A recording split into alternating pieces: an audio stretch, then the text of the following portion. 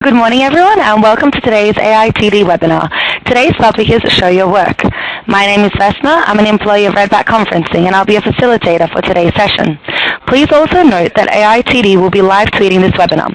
You can join the discussion on Twitter by following @AITD1 and using the hashtag #AITDwebinar. Okay, so let me introduce Jane Bozarth to you now because I know she's excited to get cracking on today's topic. Jane has been a training practitioner for 20 years, all with the state government of North Carolina, USA. She is the author of many books, including E-Learning Solutions on a Shoestring in 2005, 2 editions of Better Than Bullet Points, and From Analysis to Evaluation. Dr. Bozarth also holds a doctorate in training and development, dissertation focused on social learning and communities of practice, which informed her best-selling Social Media for Trainers. Her career-long interest in sharing tactic knowledge across organizations and disciplines led to her most recent book, Show Your Work, The Payoffs and How-Tos of Working Out Loud. I will now hand it over to Jane so we can all get started.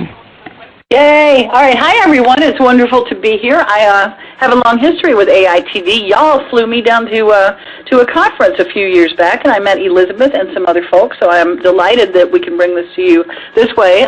Much as I love to spend 14 hours at a time on a plane, this is a little bit easier. I see that Andrew Gerkens is here, not to single anyone out, but I've known him for years on Twitter, and I'm always excited to finally get to meet someone. So today's topic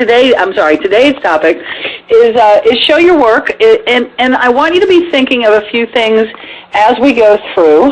So I'll throw a couple things on the table for you to be considering. One thing is that after we get done here, I have a lot of slides. The slides have screenshots, but I'd really like for you to go back and look at the real examples. And so the book ran out of page count. I just started amassing things on this Pinterest board, and there's the link in your chat. Please go take a look at that when we're through, because you can visit the live examples, you can see them more completely, you can read a little bit more about them. I update that all the time as new things cross my path, so check back from time to time and see what else is there. You can follow that board if you're on Pinterest and be notified when I make some changes. So a few things I want you to think about as we go through. So I want you to be thinking about who else would benefit from knowing about what we're going on. All right. The slide should show a picture of my books now. Are you seeing those? So I want you to be thinking about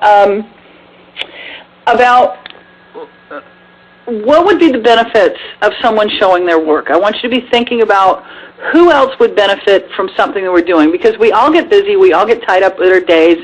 I want you to be thinking, as I show you the examples, well, who else might want to know that? Well, who else might that be useful for? Well, who else could be thinking about it? Who else might be working on that? So be thinking about that.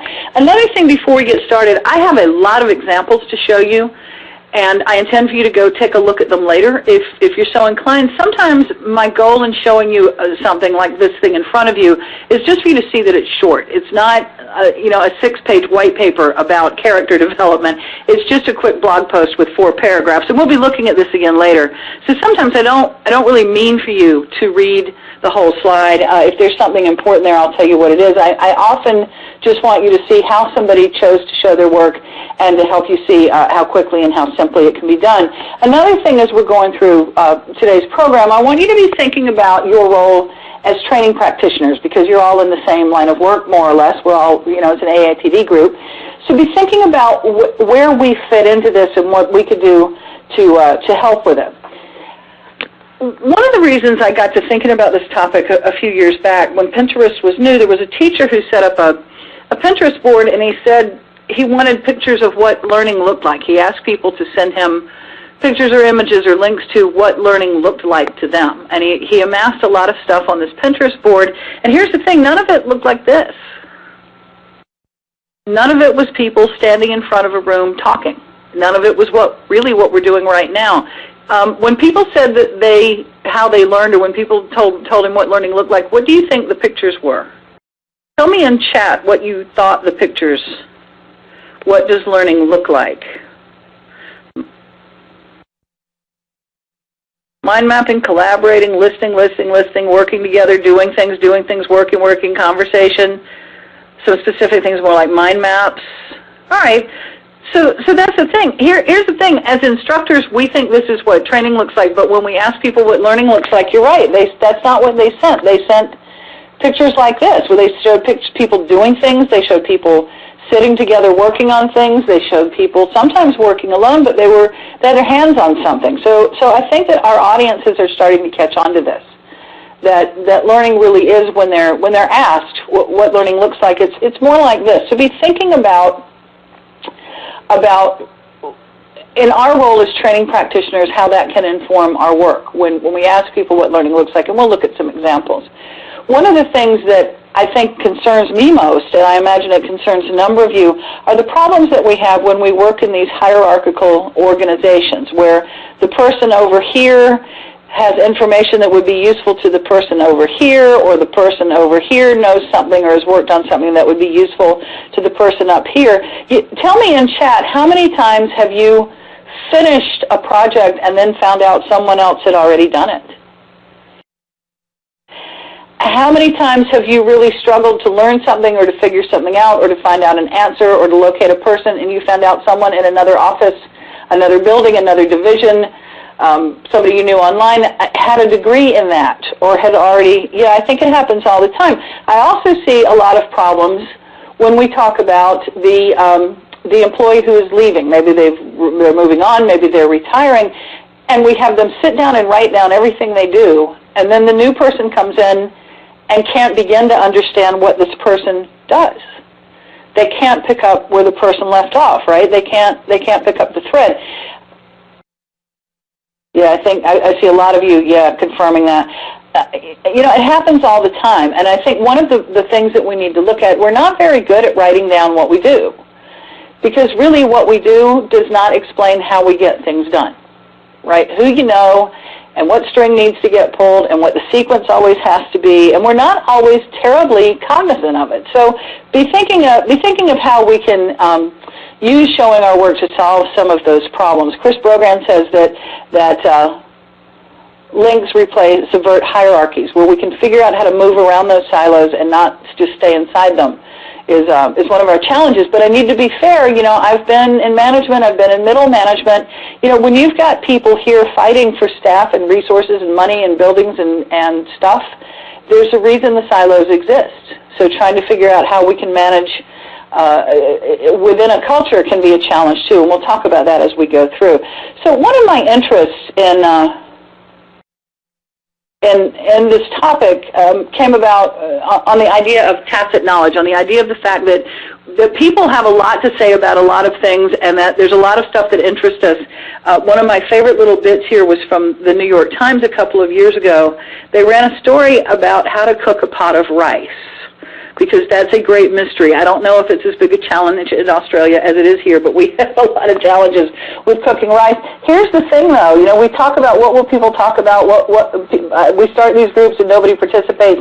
The last time I checked on this, there were something like 300 comments about how to cook a pot of rice. And somebody said, this is their nightmare. I want you to look at the kind of comments that this is perfect. This is exactly what work is like, right? The instructions are like, you can't let it boil, but it can't not boil, right? You have to rinse it, but if you rinse it too long, it will get too wet. That makes sense to the person who does it every day, right? You got to love on it a little bit. I understand that. My grandfather used to say when you were executing any physical task, like building something or cooking something, you had to hold your mouth right, was his instructions for it. And the last one is, I pressed for a basic method, but he veered into a story about a recent dinner invitation. That is the life of the training practitioner, trying to get a subject matter expert to tell them anything. But you deal with this in your work. You've been in the situation of trying just to get a clear answer for how this guy cooks the rice, and you can never get it. So I'm just suggesting some of our past practices are not useful, and we kind of know that, but we haven't known what to do instead. So I'm inviting you to just rethink the way you have gone about a lot of things you do. Now, I'm going to show you screenshots today, because that's what works for me in this environment, having you online and having an hour presentation. Certainly, a lot of these things might happen without any technology at all. It may be different the way you do a staff meeting, where instead of everybody just reporting activities, you talk about a problem you solved this week, or or a failure you had last week, or your biggest challenge this week. So it may just be sort of rethinking existing practices. It may not always just be technology, but in order to have examples, I kind of had to depend on that for you. One thing that I worry about sometimes, the idea of working out loud, the idea of narrating work or showing your work has gotten to be very popular the last 5 or 6 years. And I worry sometimes that we're over-engineering it. I see people with really elaborate sort of plans for how it might work and the processes you might have to go through and all the channels it would have to cross. And yet, here's the thing. The busy knowledge worker has already had enough of this in their lives. They do not need another flavor of the month thing that management saw at a conference that now we all have to drop everything and add to our work. It shouldn't add much to your workload. It should just be organic. It should be part of the workflow. And I worry that somebody like the guy who fixes the washing machine is just going to be intimidated by some of this stuff. So my mantra is keep it simple, do what works, what works for you, what works for your audience, and don't overcomplicate. So a collateral question is, why do people share? I'm going to show you things that I got publicly somewhere. And I want to know, I'm going to ask you later, why do people share things? So let's take a look at some examples. My first example, it was the first time I ever wrote about showing work, was about a friend of mine who was an art teacher who had to have surgery on her dominant hand, and they told her she was going to have to find a way to exercise it. So she decided to learn to decorate, the elaborate bakery-style cookies. And she started posting about it on Facebook. She was home. She was bored. She wasn't working. She was recovering from surgery. So the first week, you can see she said she was making trash. And it turns out husbands will eat trash if it's cookies. It wasn't a complete waste of time. But you can see how quickly she improved. And she moved into talking about sort of evaluating what she was doing. I like this icing. I didn't like that one. I like this tool. I didn't like that. And then you can see down here, other people started asking her for her advice about things. So she very quickly went from novice to maybe, if not expert, to intermediate, to journeyman level, right? You can see the improvement, but she didn't get up in the morning and say, gee, I'm going to document my intentional learning journey. She was just having fun with what she was working on. She wanted to share it with people. She was taking some pictures. And we also saw a couple interesting things happen here. Her daughter started following along, who lived about 150 miles away, and by the time they were done, the daughter had quit her job and opened a cookie business. Which taught her, we saw the two of them engage in what I think of as spin-off learning. The daughter, because she was opening a business, kind of had to learn about web design. And my friend Gloria here got very interested in photography. You can see there at the lower right what was happening with her pictures of the cookies. You see the difference. So you never know where it might lead you. But again, I think it's just a matter of, this is what I'm working on. I'm enjoying this. I find it challenging. And then you see people start to sort of move from scared novice to someone other people are counting on. You see a community spring up. Now here's one that's a little more work-related. Our friend Mark Britz, you may know him on Twitter as Britz if you follow folks there. Mark was with a company called Aspen Dental, and they had a number of dentist offices throughout a region. They did dentures, they do that kind of thing, and he set up a social program for his onboarding groups every month. And one of the features of it was a blog. There weren't a lot of rules. I think they just had to post a couple of times a week saying what they were learning, what they were working on, how they were spending their time, and why. So this is new hires. And let me ask you before I show you this, how many times have you had someone leave new hire induction or new hire orientation or whatever your company called it, and you find out that the minute they get to work, someone says, I know what they told you in HR, but that's not how we do things. I haven't shown the dental yet. I'm hiding it from you. I took the cookie away. My question is, when have you ever sent somebody from orientation and found out they were being told, we know what they told you in training, but that's not really how we do it? Or you find out the supervisor is operating at odds with what you've been teaching people. Or you find out that an employee's really been struggling and nobody did anything about it, and now the manager's in somebody's face wanting to fire someone when it could have been fixed if we had known. All right, so Mark set up a blog, and here's a sample post. I'll shut up and let you read it.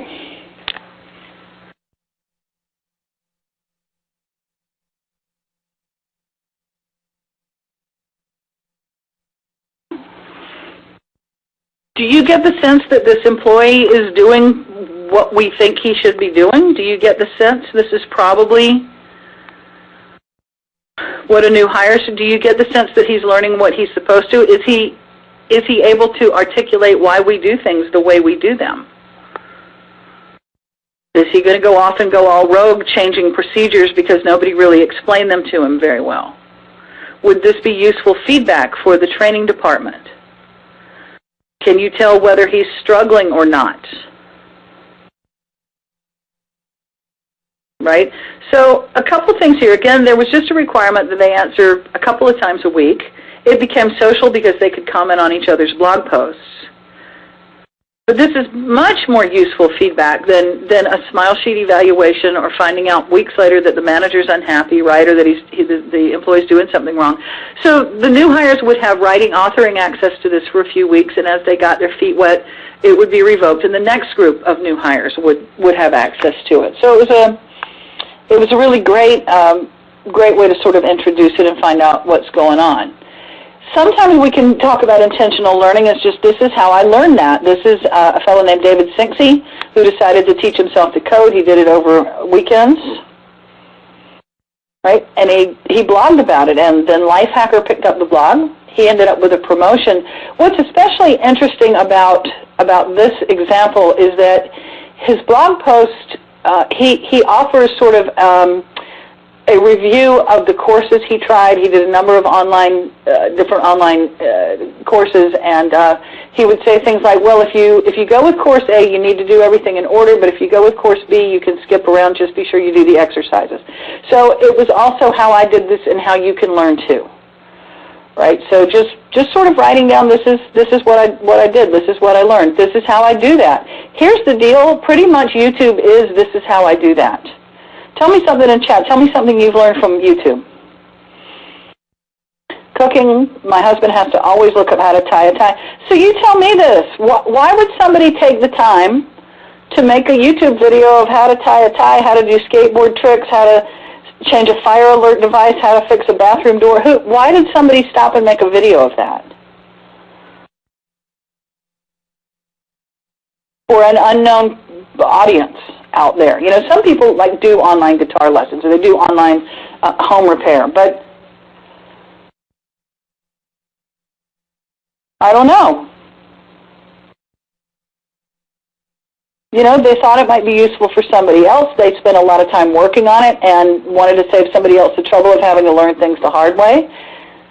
Right? They wanted to share what they learned. You know, YouTube is a testament to how much people want to talk about what they're doing and what they know and what they learn. Here's the thing, and it's a challenge. It's still, I think it's getting better, but the classic tension between management and worker is that management believes they own you and every little beat of data in your head, and that they should be able to just extract that and sort it and put it in a spreadsheet, right? Employees, for the most part, you know, unless you're doing proprietary research, you're doing financials, I mean, depending on what you're working on, people mostly feel like they should share knowledge for the public good. Maybe they're proud of what they learned, like the guy who taught himself to code. You know, but people generally don't mind telling you how to do something or how they learned something. I want you to remember YouTube when you're wondering about that. Now, here's a group example. I like this one. Tell me in chat, please, what you usually see when you visit a government website. What does a government website usually look like? Policies, factual, lots of data, lots of words. Many, many lawyers have looked at them. I do think they're getting better. I would agree.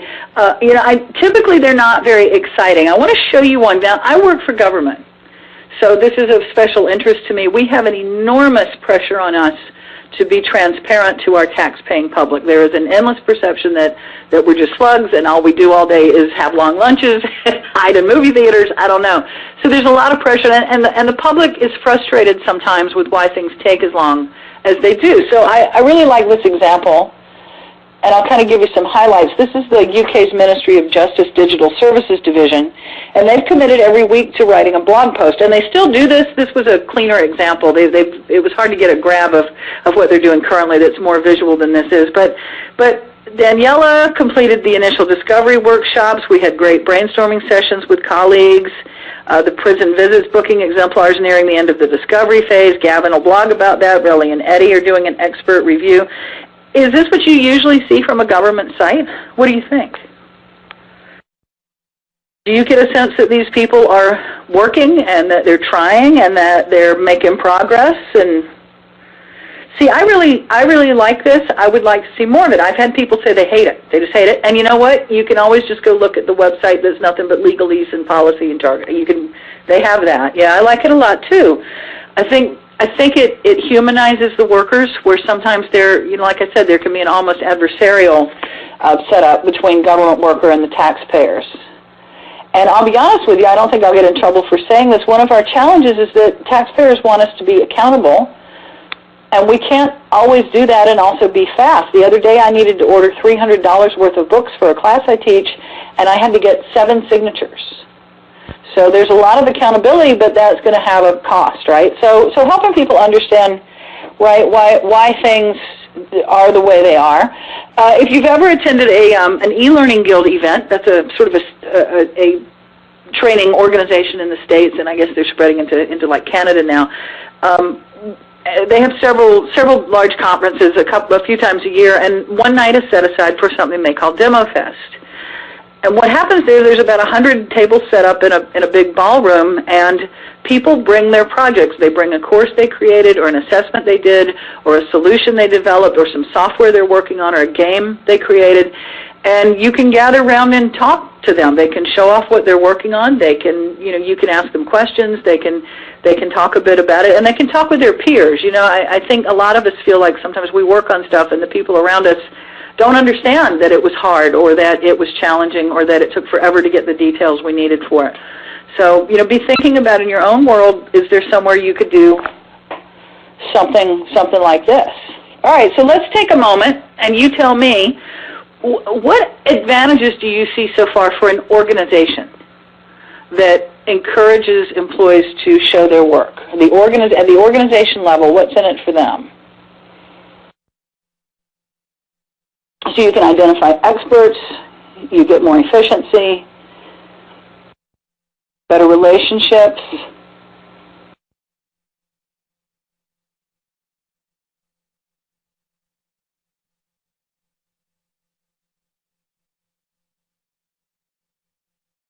And Redback, I sent you a private chat. You're not answering. I don't know if you're seeing that. Problem solving, recognition. Yes, I'm going to show some examples of that. And Mara, you're right. We talk forever about reducing duplication of effort, and we seem to have a hard time actually making that happen. Finding out what better ideas might be. Right? I think a point that a lot of you are making, I'll go ahead and show you now. Lowe's is a big home improvement, a big stores, a chain of stores here. And this is what they found through one of their initiatives that encourage people to share their work. Right? The people inside the home office hive were not necessarily the ones that had the better ideas, right?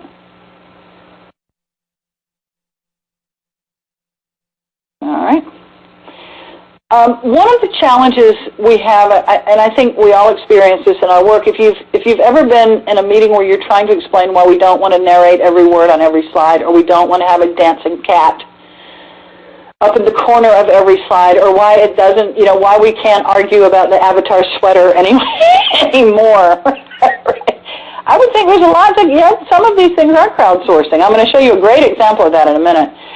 This is an example from Mig Reyes. He is with 37 Signals. They're the base camp people. I don't know if you know them. But he wrote this long blog post, the gist of which in the center here is why he chose a particular font.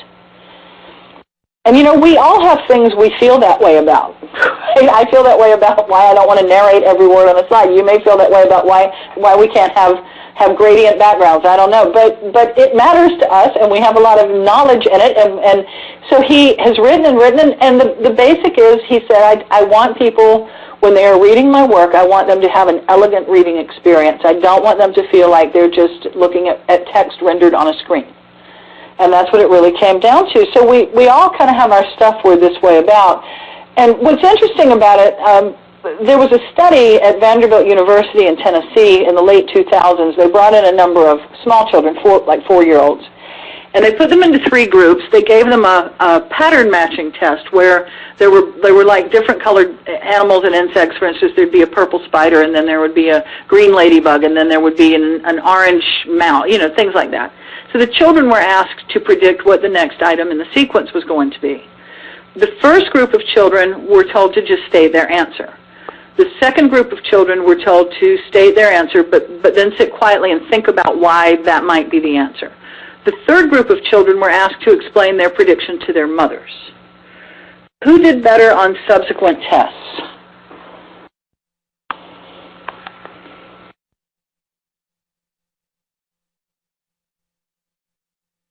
Do you think? Why? Yes, the third group, the kids that explained it to their mothers, did better. But why?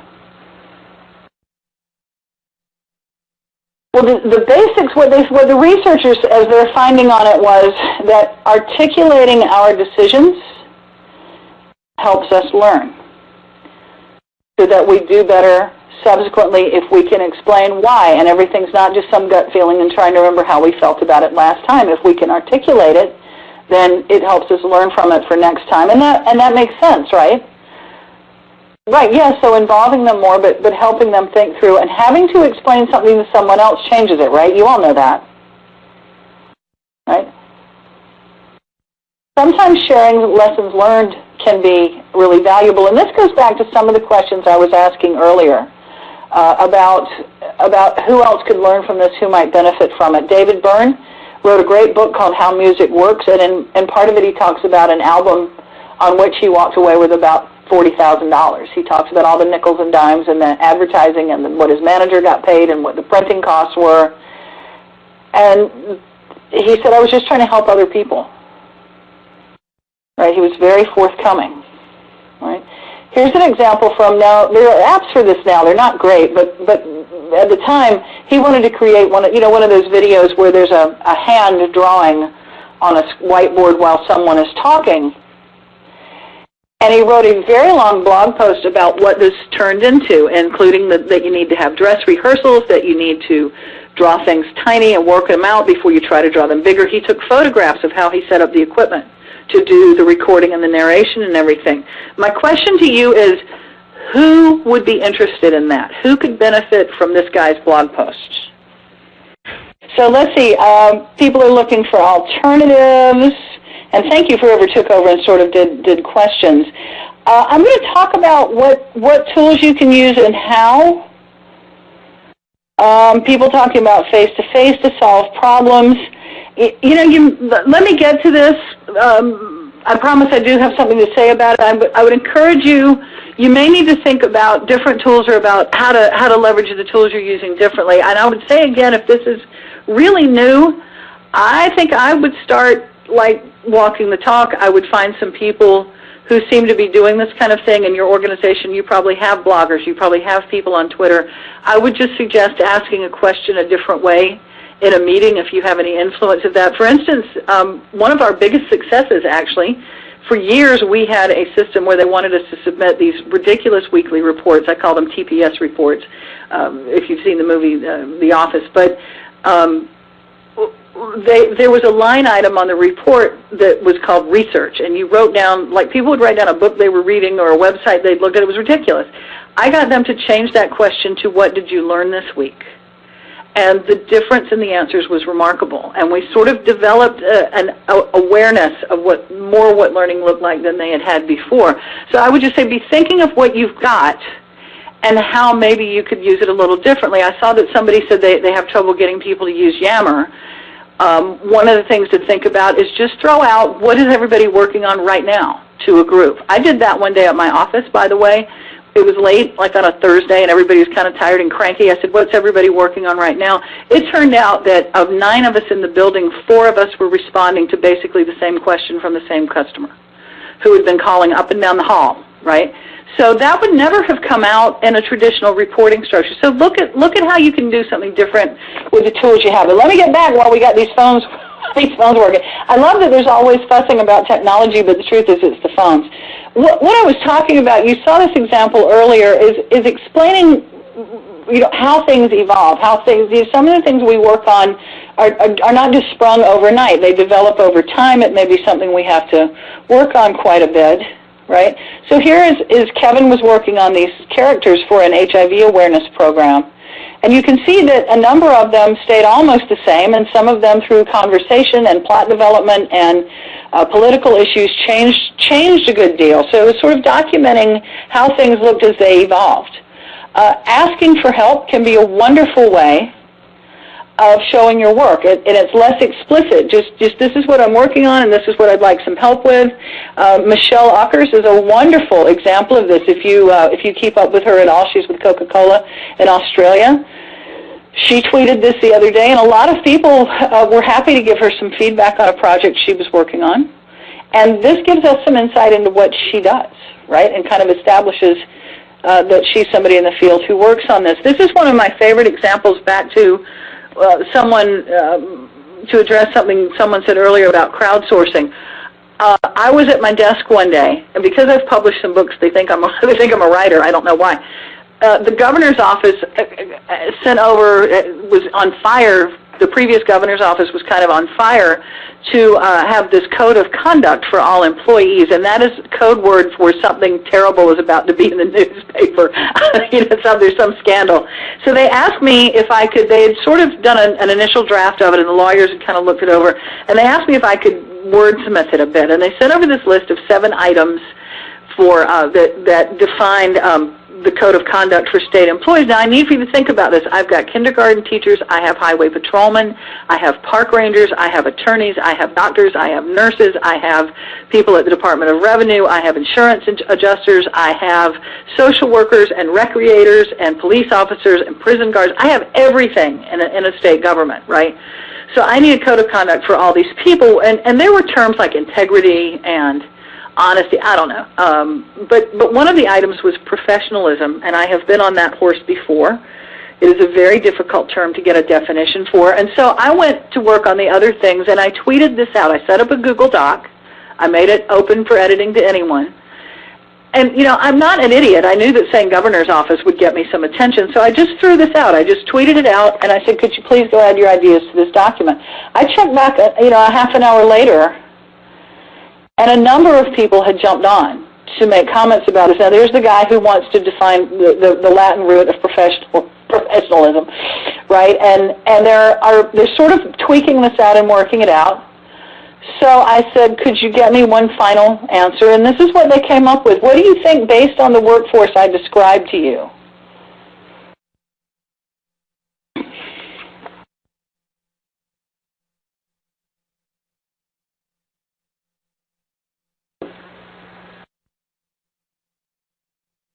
Did you do better? Professionalism for kindergarten teachers, police officers, prison guards. Because here's the thing, customer service is different for those people. Communication is different for those people, right? I thought it was a great job, so I thanked them, and I put it verbatim into the document that I sent over to the governor's office, and you'll love this, I never heard one more word about a conduct code. Have you ever worked on something and about the time you got it finished, suddenly it was dead in the water? Has that been your world? Well, they only had like an hour, Gabe. We didn't have long to work on it. Yeah, so it died. And whatever the scandal was went away, and we didn't need the code of conduct anymore. But I didn't save it to my C drive. I could have. I used this example in a presentation, and it stopped here back then. Now I can show it to you.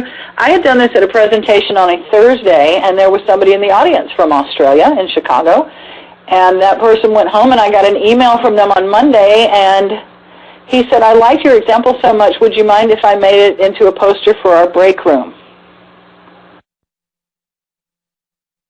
So there it is, born elsewhere. There's no reason that our code of conduct that didn't even get published needs to be some kind of proprietary secret thing. We're government. It's all public record anyway.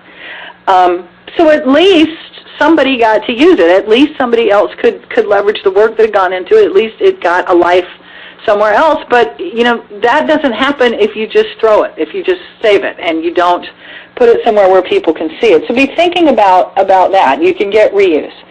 think about just talking as you go. Just explain what you're doing as you're going. Talking about Google Glass and how you could use it looking through a surgeon's eyes quite literally. I don't know if you have Bob Ross in Australia. He's quite a happy hippie painter who just sort of talked as he went. He said, okay, we'll put a little tree here and you get a little green paint and I'm going to do this. And you sort of worked along with him, right? Another Aussie who's quite good at this is Helen Blunden. She's been doing a lot of exploration of different tools, and lately she's been all obsessed about Snapchat. I believe she's in Melbourne. I might be making that up, but she's found these things on Snapchat just in a couple of days. And it's basically just people walking with their phones describing what they do. Working out loud while working out loud. Which goes back to something we were saying about tools a little earlier. A friend of mine in England, Craig Taylor, was the only person from his office who was sent to a conference in Las Vegas. And at the end of every afternoon, he just got into a breakout room somewhere and made a quick 5-minute video of what he learned that day. These are the sessions I went to. I think we should look at getting this book for the office. This is a presenter worth listening to. This was some takeaways I got. So he's not trying to catch everybody up at a staff meeting with a 5-minute report on his conference attendance. His boss can see how he's spending his time. More of the stuff gets captured. And then he put it on YouTube. He didn't just send it to the office. Right? Again, so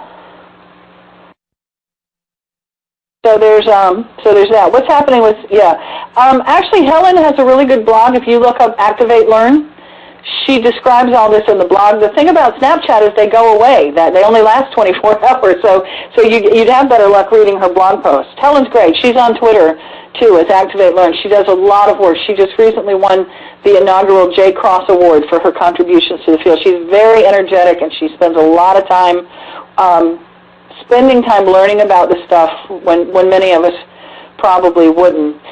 Another thing I invite you to think about is to talk about when things go wrong.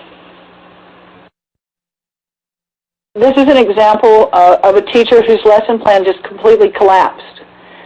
And she has 5 minutes to fix it before the next class comes in. And in that 5 minutes, she talks through her process of, I really overestimated what the kids could do. I really wasn't thinking about the vocabulary they needed for this. This is what I need to do for the next class.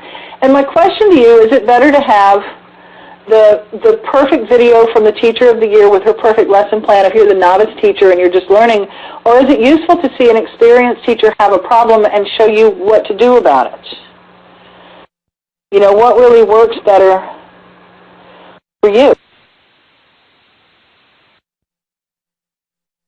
Right. So I think there's a place for the exemplar. I think we already have a lot of that. But to have a really experienced teacher, talk about this helps a whole lot. So quickly, because we lost some time, when you're thinking about how to do this, I would think, I don't know what tools you're using, but I would encourage you to think about the medium that you're using. Try to keep it as simple as you can. I have endeavored to show you really simple examples today. I've tried to show you stuff that wasn't going to take hours and hours to do. But when you start thinking about what you're asking people to do, I think it was Andrew who said his folks preferred to talk face-to-face than write things down. I don't blame them. Because here's the thing. I don't know how many of you are cooks. We joked about this with the rice thing. But here's a recipe for caramel apples, which seems very straightforward. And if you've never made them, it makes perfect sense. If you've made a caramel apple, though, if you've ever followed a recipe like this is what happens when you ask the SME to write everything down, but this is what happens when you ask them to take pictures as they go. They remember to tell you to stick the apples in the freezer 15 minutes ahead of time. Do you know why? What would be the advantage of putting the apples in the freezer?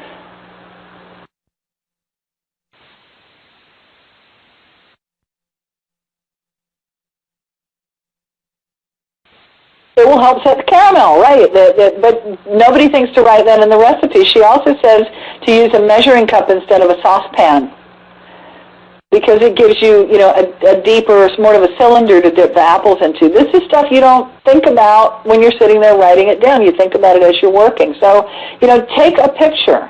Take a screenshot. Virgin Media bought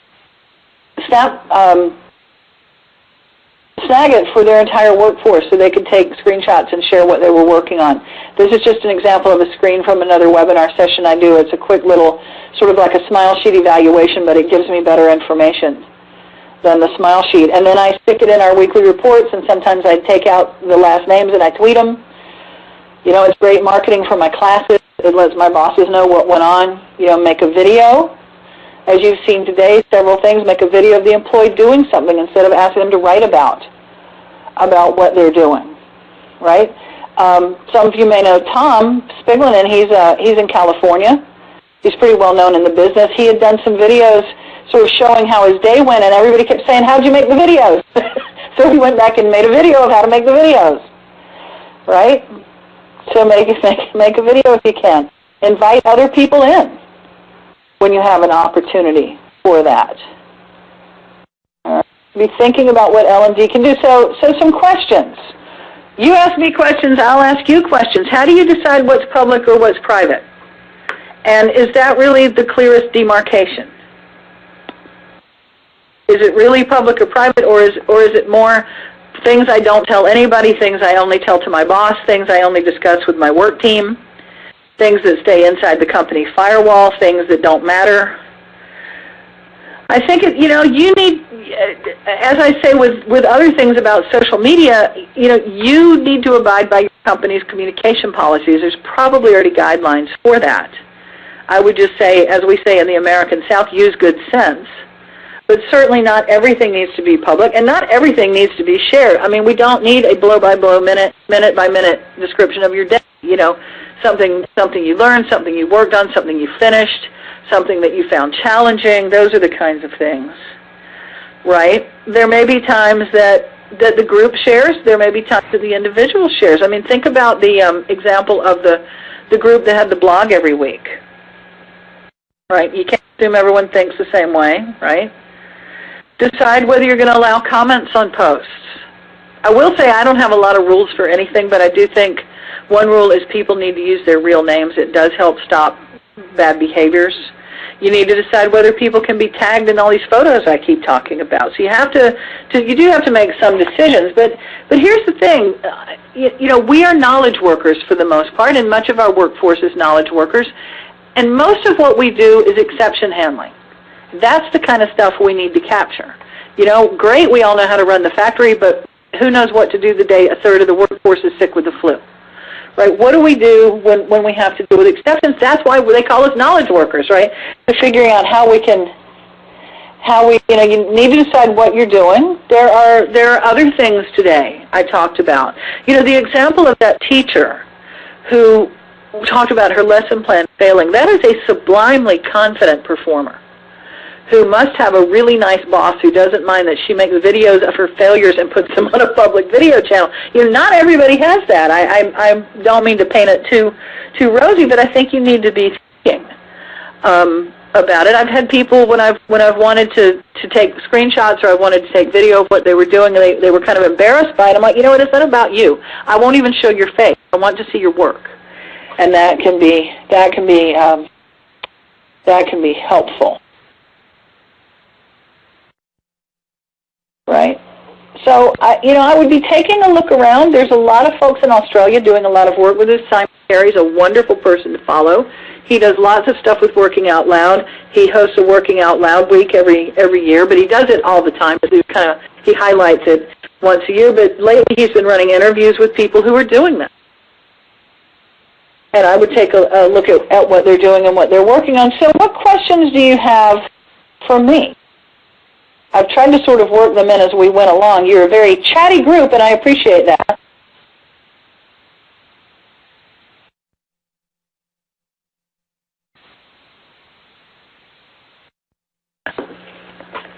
Anything from me?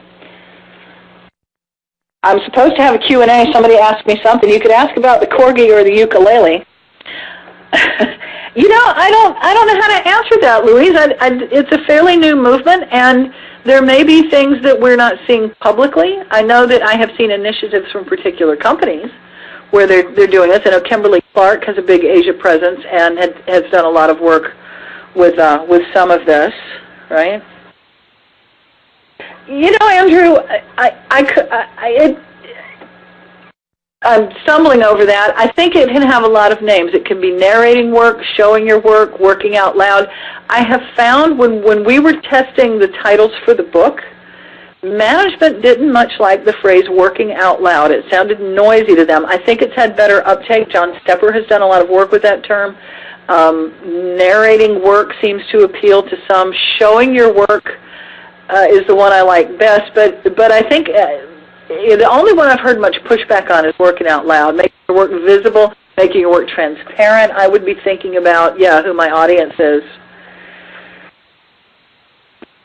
I don't know that you need a critical mass. I think, more than that I've seen, I think more than a critical mass, you need, I like to call them ambassadors more than I call them champions, and that are people who are doing it. And I would say, I asked you when we were starting, and we've had to cut a little bit because we lost some time there.